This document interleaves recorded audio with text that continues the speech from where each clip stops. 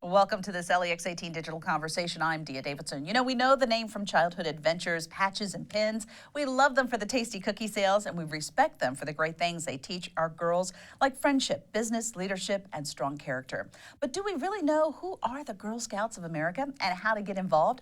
Joining me today is Haley McGraw. She's Communications and Brand Director for Girl Scouts of Kentucky's Wilderness Road Council.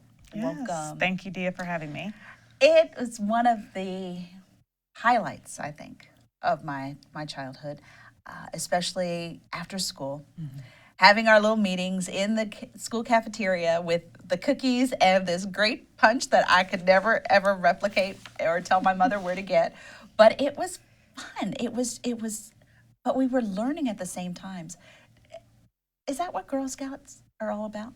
Oh, absolutely. That is wonderful to hear you say, because it's a sentiment shared by almost every young woman, young adult that has had that experience in Girl Scouting, because the camaraderie is there and the ability to learn. It's just a fun and engaging activity to get our girls involved in, while they're also learning skills simultaneously without even knowing it. Well, let's talk a little bit about the process. We know that there are cookie stands in the grocery store and young ladies coming up to you saying, would you help support?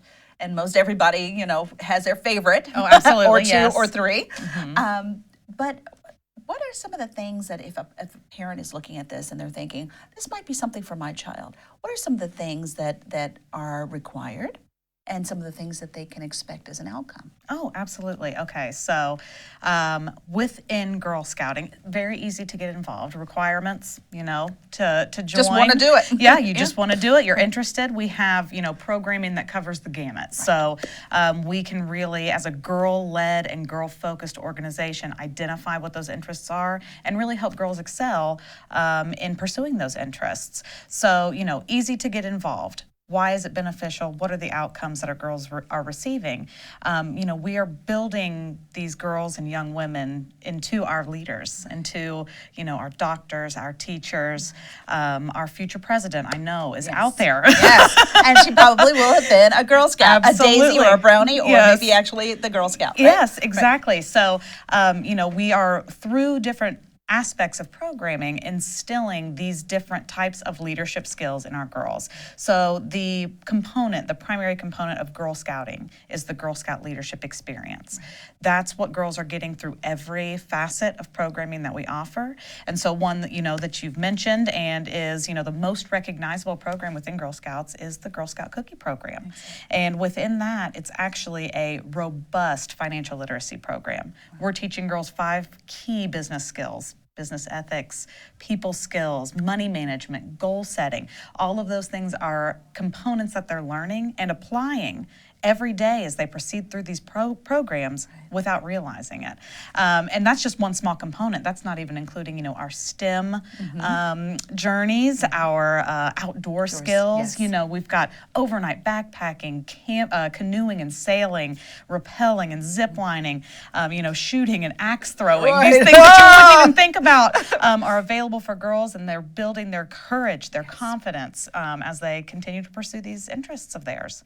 But now, in our world of being more inclusive, the Boy Scouts have had to deal with the media and the discussion of gay or trans sexual individuals who want to either be leaders, camp leaders, or either actual members.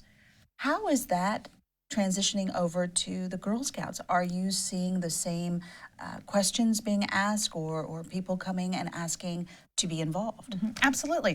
I'm glad you asked. So, Girl Scouts, we are over 105 years old, and through that time, we have always been an all-inclusive organization in that who wants to participate, we will find a way to get them involved. Right. So, we have our organization is open to individuals who identify themselves as girls. We do, go based on their community involvement. If the community does recognize them as girls, their family and home life is recognizing these children as girls, Right. they have a safe space with Girl Scouts. We are still, however, a girl-led and girl-focused organization. So, the recent developments with Boy Scouting allowing girls to enter, Right. we will not reciprocate that. Boys will not be able to participate in Girl Scout programming. And this, again, through the Girl Scout Research Institute, over 100 years of data, has really shown us that girls and young women need that girl-centric environment to thrive, to have the opportunity to try and fail and get back up and try again. And have that sisterhood there. Right. And the support, Right. so that they can continue toward their successes in the future. So yes, we are all inclusive. We welcome participation, and even as far as males participating, we have male volunteers. Really? Absolutely, Oh, wow. absolutely. And we do, we have fathers who become troop leaders, Yeah. or community members who we can call on their expertise. Nurses, doctors who are male but have this passion for teaching what they know.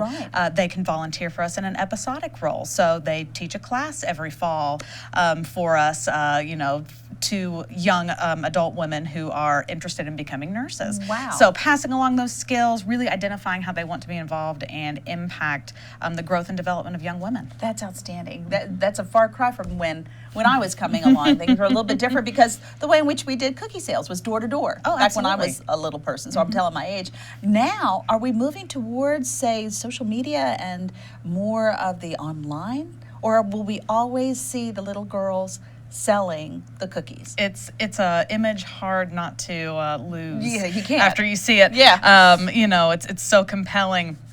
But we are an innovative organization, and we want to stay up with the trends and the ways that our girls are communicating and learning, and becoming active members of their societies. So yes, we have, we've made adjustments in that direction. Okay. So you will still see girls go door to door occasionally. That is a little less common. Sure. You see the booths at Kroger and Yes, Walmart. yes. And, they're going to be there, but we do have digital cookie. So Oh, our wow. girls can send out emails to their friends and family. They do have the capability to share from their digital cookie store to their social media accounts. Oh my gosh. Yes, absolutely. So they're able to get involved on different levels while keeping up with trends and staying on top of the ever-changing way that we're being involved. Now, suppose you don't have access to know a troop number or a person. Can you still shop online, or do you still need to go to a point of purchase? You will still need to shop online. You'd have to know a Girl Scout or be Gotcha. connected with one. Gotcha. However, you can contact us at the council. We will put you in contact with a Girl Scout. So you can do it and do it online if you want to. Yeah. So there's no reason not to get your Absolutely. your cookies, your Thin Mints. That's my Yes. passion. Start packing up. Yeah, I know. And you can freeze them. That was like the novel thing that Oh, I yeah. didn't realize you could buy up and you could actually freeze them too and save them for another time. Any new flavors coming out? We don't have any on the docket yet, Okay. but they're always developing, so soon. Do the girls actually put in as for recipes or ideas for new cookies? Do they have any input in that? We have done kind of girl panels Right. for taste testing and Sure, things like sure. that to get their feedback. Girls actually play an active role in a lot of the process with all programming, but with cookies, they earn recognitions as they go to keep them motivated throughout the process of running their own business. Right. And they always have input on those. They get to vote on what's available to them, how they participate. They can vote even as far down as how much of a prize that they get, or do they want more in proceeds that they earn? Because our girls use these proceeds to do service projects in their communities or to take historic and educational trips, even outside of the country. So Wow. yeah, so they're saving up those funds for a lot of goals that they have. Sometimes it can be, though, expensive for some families to, participate in these types of extracurricular for their children. any support mechanism for the uniform or for any of the membership dues or anything like that that's available for them? Yes, and that's one thing, especially where we are. We know that we want our youth involved in extracurriculars as much as possible. The outcomes, as we were talking earlier, are very important in keeping our girls engaged in learning and benefiting themselves and setting themselves up for success. Yes. So we have avenues for girls to get involved through financial support, as far as just getting the membership paid for, attending programs, purchasing that uniform. We have partnerships with our Anthem and WellCare Medicaid programs. So our members of those two benefits can get their memberships covered by Anthem and WellCare. Really? Yes. So the parent would just need to contact the insurer? They actually just need to contact us and show us their card. Their cards, and it's all taken care of. How wonderful is that? Where are you guys located? Our headquarters is here in Lexington, and so we operate a lot of the bigger projects out of here and coordinate here. We have satellite locations and service centers across the council. So our main service centers are in Erlanger in northern Kentucky. And we have a lot of development in that area as well as far as programming goes. We're right by Cincinnati. We have so many resources available to us. In London, we have a service center, and in Ashland. We have satellite offices in Pikeville and Moorhead to reach those more rural communities as well. So there's one that's really, really close. All you have to do is just reach out. Absolutely, yes. Oh my gosh, this is so much fun. You've taken me down memory lane. Thank you so very much for stopping welcome, by. And thank you so much for watching this LEX 18 digital conversation. For more digital conversations, log on to lex18.com. Until next time, I'm Dia Davidson.